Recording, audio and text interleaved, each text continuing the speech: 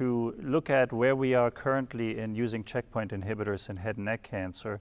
Checkpoint 141 is the fundamental trial. It is the randomized study where nivolumab was compared with standard of care, and standard of care was a drug that investigators could choose, either docetaxel, methotrexate, or cetuximab, single agent. And these were patients that had failed first-line chemotherapy. And in analysis, overall survival was improved, progression-free survival not so much, although there was a bit of a trend, but survival was improved. And this was really the first time in head and neck cancer since cetuximab was added to chemotherapy that a survival benefit was shown, and the first time ever, best as I know, in that specific setting, second-line metastatic disease. So that put nivolumab really on the map as an evidence-based agent. Pembrolizumab at the same time is very, very active. Similar response rate of about 20%, disease control rate that's significantly higher.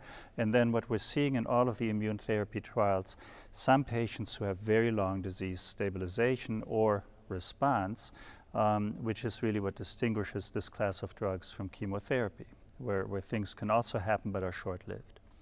So pembrolizumab is active in a similar range based on phase 2 data.